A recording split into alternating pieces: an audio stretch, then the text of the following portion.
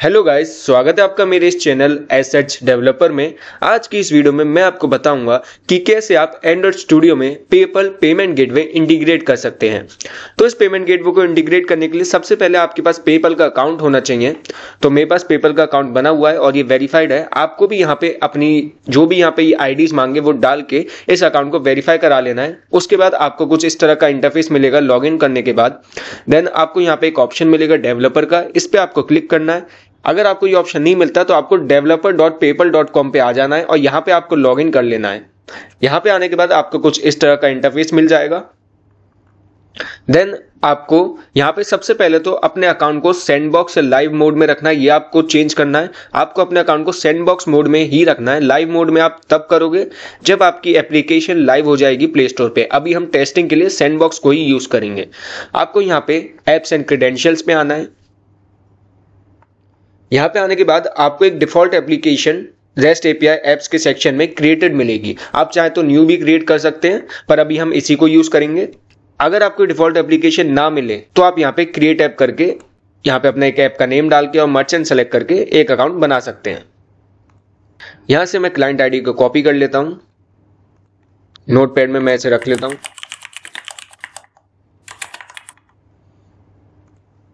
ये client ID मैंने copy कर ली है। इसके बाद यहां से आपको ये एडिट के ऑप्शन पे जाना है, थ्री डॉट पे क्लिक करके। ये सारे स्टेप्स जो मैं बता रहा हूं ये करने जरूरी है, नहीं तो आपको पेमेंट गेटवे टेस्टिंग के टाइम पे इश्यूज आएंगे और वर्क नहीं करेगा पेमेंट गेटवे। तो सबसे पहले आपको आ जाना है फीचर्स के ऑप्शन में। फीचर्स में आप देख सकते हैं आपको ये सारे चेक बॉक्स को सेलेक्ट कर लेना है। ये सब यहाँ पे अनचेक्ड होंगे ये वाले कुछ, तो इन सबको आपको चेक कर लेना है। And then log in with PayPal वाले ऑप्शन में आपको एडवांस सेटिंग्स का ऑप्शन मिलेगा।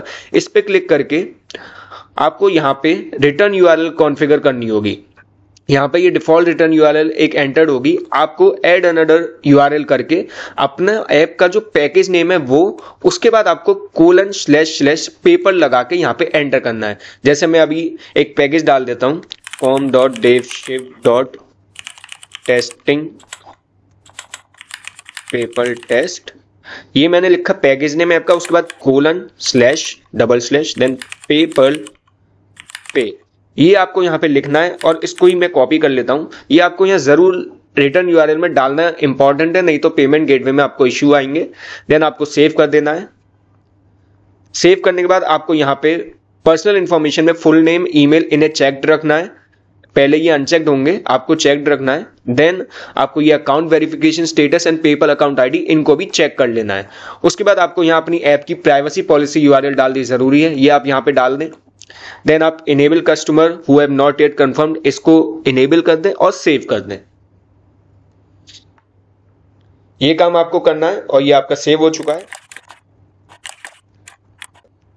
तो ये मैंने दो चीजें सेव कर लिया, एक पैकेज नेम और दूसरा रिटर्न यूआरएल जो हमने वहां सेव करी थी। देन इसके बाद आपको सैंडबॉक्स अकाउंट इन्फो में आना है। यहाँ पे आपको व्यू डिटेल्स पे क्लिक करना है।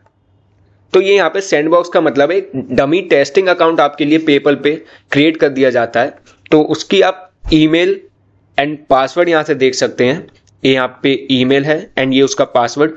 आपको ऐसा ही एक और डमी अकाउंट बनाना पड़ेगा यहाँ पे, क्योंकि आप जिस डमी अकाउंट की डिटेल्स यानी क्लाइंट आईडी यूज कर रहे हो आप उसी से पे तो कर नहीं सकते हो। तो इसके लिए आपको यहाँ पे इसको क्लोज करना है एंड देन आपको एक क्रिएट अकाउंट पे क्लिक करना है। क्रिएट अकाउंट पे क्लिक करके आपको यहाँ पे बिजनेस अकाउंट बनाना है और कंट्री आप यूनाइटेड स्टेट्स ऑफ अमेरिका रहने दो और यहाँ क्रिएट कर देना है। ये सिर्फ टेस्टिंग पर्पज के लिए। देन आपको ये आपने यहाँ क्रिएट किया और ये देखिए आपको यहाँ पे एक अकाउंट की ईमेल मिल चुकी है। फिर से इसको मैं view/edit पे क्लिक करके कॉपी कर लेता हूं इसको भी। जब हम पेमेंट करेंगे तो इस टेस्टिंग डिटेल का हम यूज करेंगे।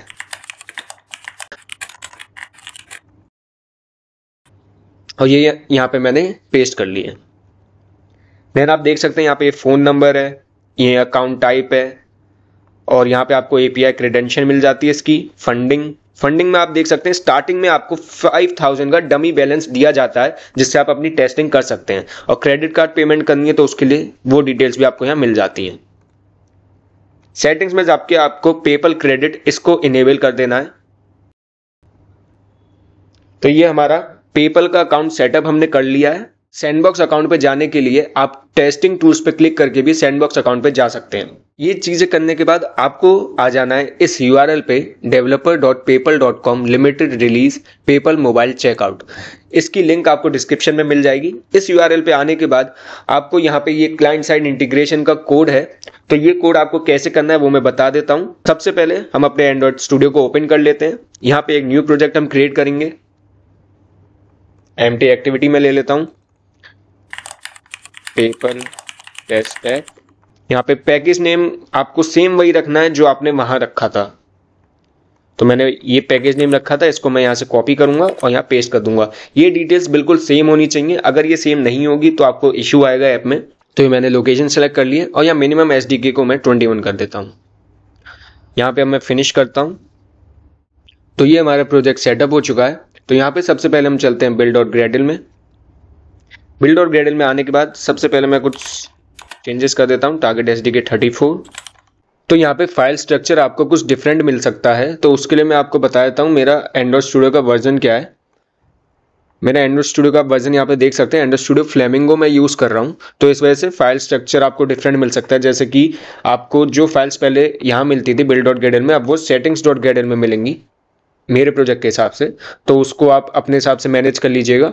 तो यहाँ पे हम ऐड करेंगे अपनी डिपेंडेंसी। तो उसके लिए हम चलते हैं वापस क्लाइंट साइड इंटीग्रेशन पे। तो यहाँ पे हमारी डिपेंडेंसी है, इसे मैं ऐड कर देता हूँ। तो अब डिपेंडेंसी के वर्जन के लिए यहाँ पे इन्होंने चेंज लॉग दी हुई है, यहाँ पे हम क्लिक करते हैं। तो चेंज लॉग पे जाके ये आप देख सकते हैं लेटेस्ट वर्जन है 0.112.2। तो इस वर्जन को मैं यहाँ डाल देता हूँ। देन आपको अपने प्रोजेक्ट में ये लाइन्स भी ऐड करनी है।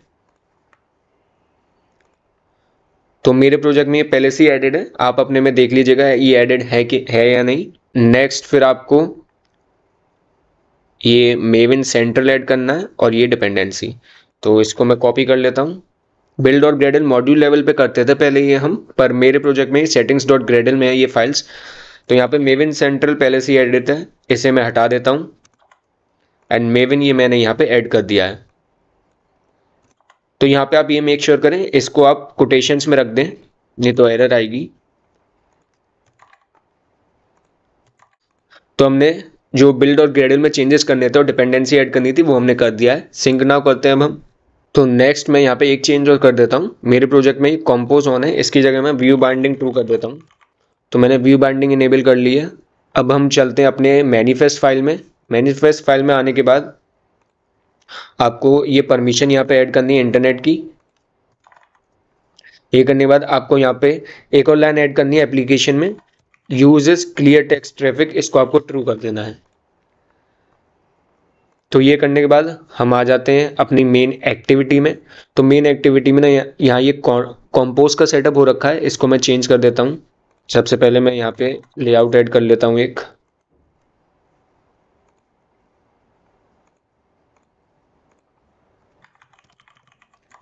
आप अगर एंड्रॉइड स्टूडियो का पुराना कोई वर्जन यूज कर रहे हैं तो उसमें ये सब चीजें पहले से ही हो रही होंगी। यहाँ पे अब मैं वेयर बाइंडिंग व्यू बाइंडिंग का ऑब्जेक्ट बना लेता हूँ। इसको मैं लेट इनिट वेयर रख देता हूँ। देन इनिशियलाइज कर देता हूँ बाइंडिंग को मैं।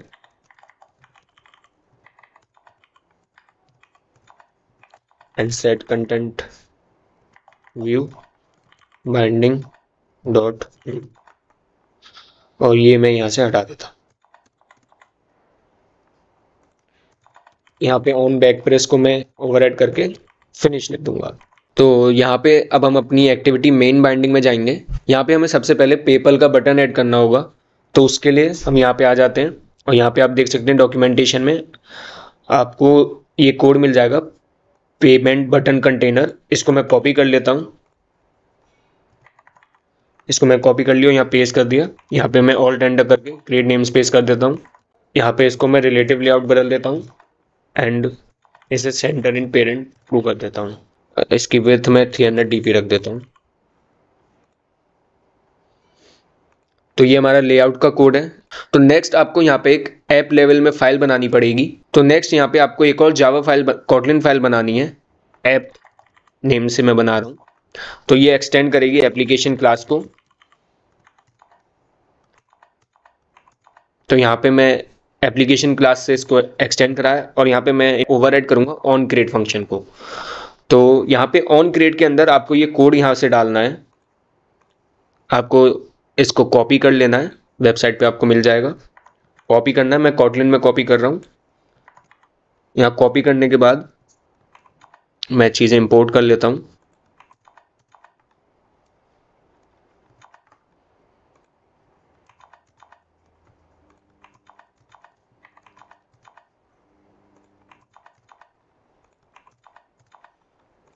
तो ये मैंने इंपोर्ट कर लिया है। अब यहाँ पे आपको सबसे पहले अपनी क्लाइंट आईडी डालनी है। तो क्लाइंट आईडी ये मैंने यहाँ पे लिखी हुई है, स्टार्टिंग में हमने कॉपी करी थी इसको अपने डैशबोर्ड से। तो उसको मैं यहाँ लिख देता हूँ, where client ID equal to, और साथ में मैं यहाँ पे एक रिटर्न यूआरएल का भी वेरिएबल बना लेता हूँ। तो रिटर्न यूआरएल ये वाली है हमारी, जो हमने वहाँ पे सेव करी थी।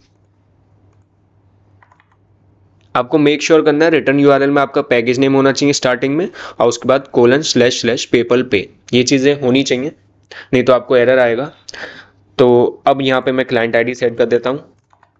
और इन्वायरमेंट में हमने इन्वायरमेंट डॉट सैंडबॉक्स सेट किया है। सैंडबॉक्स का मतलब है टेस्टिंग इन्वायरमेंट है, अभी डीबग इन्वायरमेंट है। और अगर जब आपकी ऐप लाइव हो जाती है तो आपको क्लाइंट आईडी को लाइव क्लाइंट आईडी से रिप्लेस करना है, और इन्वायरमेंट डॉट सैंडबॉक्स को आप लाइव से रिप्लेस कर देंगे। तो अभी हम इसे सैंडबॉक्स रखते हैं। अब यहाँ पे ये एप्लीकेशन आईडी, इसको मैं चेंज करके यहाँ अपनी रिटर्न यूआरएल डाल देता हूँ। तो रिटर्न यूआरएल में मैं रिटर्न यूआरएल डाल दी है। करेंसी कोड को आपको यूएसडी रखना है, यहाँ पे नाउ, ये सब चीज़ आपको सेम रहने देनी है। तो ये हमने एप्लीकेशन क्लास का काम कर दिया है। इसके बाद आपको मैनिफेस्ट में जाना है और एप्लीकेशन क्लास को रजिस्टर कर देना है, नेम ऐप। ये लाइन आपको ऐड करना जरूरी है, वरना एप्लीकेशन क्लास आपकी वर्क नहीं करेगी। अब आपको मेन एक्टिविटी में आना है। मेन एक्टिविटी में आपको इस कोड को यहाँ से कॉपी करना है, जिसमें हम अपने पेमेंट का जो बटन है उसको इनिशियलाइज कर रहे हैं। जो हमने यहाँ मैं लिखूंगा binding dot payment button container. यहाँ मैंने binding dot payment button container, जो हमने यहाँ पे बटन ऐड किया था, उसको इनिशियलाइज कर दिया है और उसको सेटअप कर रहे हैं। यहाँ ये उसमें इनबिल्ट मेथड है, उसको हम यूज़ कर रहे हैं। तो मैं चीज़ें इंपोर्ट कर लेता हूँ।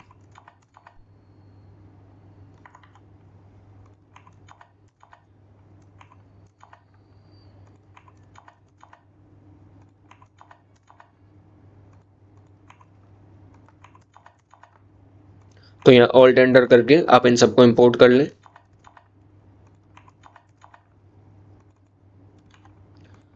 एक टैग बना लेता हूँ मैं डिबगिंग के लिए।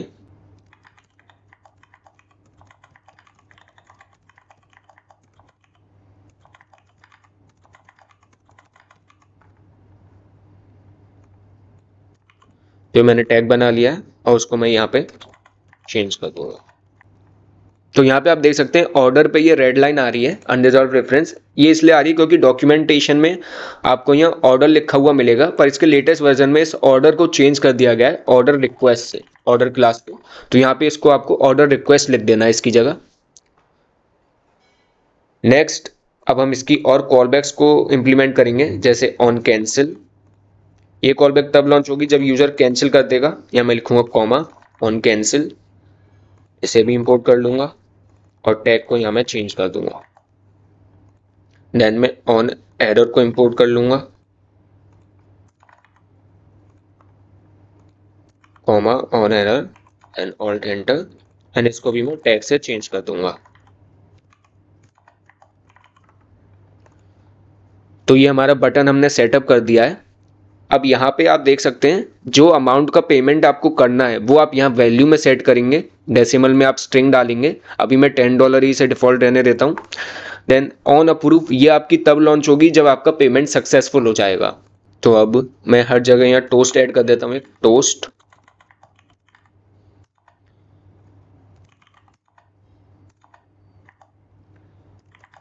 Payment cancelled and payment error, और पेमेंट अप्रूवल में भी मैं कर देता हूँ टोस्टेड पेमेंट अप्रूव्ड। तो ये हमारा कोड कंप्लीट हो चुका है। अब हम ऐप को रन कराते हैं। तो ये हमारी ऐप रन हो चुकी है, आप यहाँ पे देख सकते हैं। तो ये हमें पे विद पेपल का एक बटन शो हो गया है। अब यहाँ पे मैं इस पर क्लिक करता हूँ। तो इस पर क्लिक करने के बाद कुछ सेकंड्स वेट करना पड़ता है और फिर ये एक प्रॉम्प्ट ओपन होगा।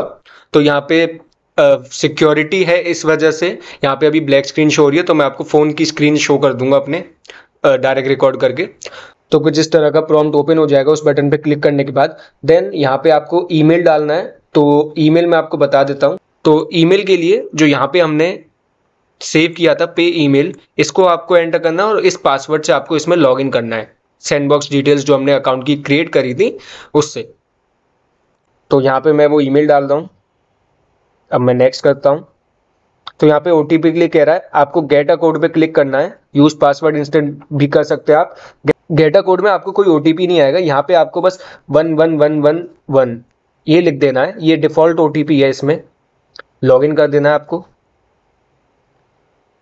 तो ये हमारा लॉगिन हो गया और अब ये डिजिटल वॉलेट पुल अप कर रहा है हमारा। तो ये हमारा आप देख सकते हैं ट्रांजैक्शन के लिए बैलेंस आ चुका है। मैंने आपको दिखाया था $5000 का हमें डिफॉल्ट बैलेंस मिलता है और ये हमारी डिटेल्स दिखा रहा है हमारे सैंडबॉक्स अकाउंट की। तो यहाँ से आप वीज़ा कार्ड भी यूज़ कर सकते हैं, अपना कोई न्यू कार्ड ऐड कर सकते हैं आप। तो यहाँ पे आप अपनी कार्ड की डिटेल्स डाल के न्यू कार्ड भी ऐड कर सकते हैं। तो अब मैं बैक चलता हूँ और इस डिफ़ॉल्ट कार्ड से पेमेंट करता हूँ मैं।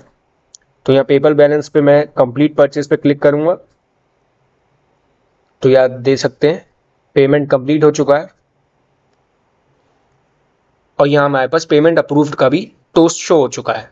तो पेमेंट अप्रूव का टोस्ट हमें शो हो गया था। अब मैं आपको पेपल में दिखाता हूँ कि आप कैसे चेक कर सकते हैं पेमेंट का। तो उसके लिए आप यहाँ पे टाइप करेंगे sandbox.paypal.com। यहाँ पे आप जाएंगे। यहाँ पे sandbox.paypal.com पे जाने के बाद आपको यहाँ लॉगिन पे क्लिक करना है और आप इस पेज पे आ जाएंगे। यहाँ पे आपको सेम डिटेल्स डालनी है, पे ईमेल जो हमने सैंडबॉक्स अकाउंट की क्रिएट करी थी। ये डमी डिटेल्स है, इसलिए इसके लिए डोमेन भी डमी है, यानी sandbox.paypal। अगर आप डायरेक्ट paypal.com पे जाके लॉगिन करेंगे तो उस पर लॉगिन नहीं होगा इससे। तो यहाँ पासवर्ड में डाल देता हूँ उसका। तो मैं पासवर्ड डाल दिया, लॉगिन करता हूँ मैं। तो ये आप देख सकते हैं यहाँ पे हमारे $10 कट चुके हैं और 4990 USD का हमारा बैलेंस हमें शो कर रहा है। तो ये देखिए, ये हमारा परचेज फ्रॉम टेस्ट स्टोर, ये ट्रांजैक्शन भी हमें यहाँ पे शो हो चुका है। टेस्ट स्टोर इसलिए दिखा रहे हैं क्योंकि अभी हमने टेस्ट अकाउंट से किया था। तो आप देख सकते हैं ये ट्रांजैक्शन की डिटेल्स हमें मिल चुकी हैं। अब वापस हम अपने एंड्रॉइड प्रोजेक्ट पे आते हैं और यहाँ पे अगर आपको ट्रांजैक्शन की डिटेल्स चाहिए तो उसके लिए आप यहाँ देख सकते हैं ऑन अप्रूवल पे, जहाँ पे हमारा टोस्ट शो हो रहा है, यहाँ पे आपको अप्रूवल नेम का एक वेरिएबल है, उसमें आप देख सकते हैं आपको डेटा के अंदर card, billing token, wall data, order ID, pair ID, payment ID, ये सब चीज़ें आपको मिल जाती हैं। ये सब आप डायरेक्टली अपने डेटाबेस में सेव करा सकते हैं। तो अब कुछ जनरल इश्यूज जो आपको आ सकते हैं वो मैं आपको बता देता हूं। अगर आप latest Android studio project use कर रहे हैं तो सबसे पहले आपको ये मेक श्योर करना है कि वैल्यूज में एंड देन थीम्स में आपके ये 3 वैल्यूज डिफाइंड होनी चाहिए।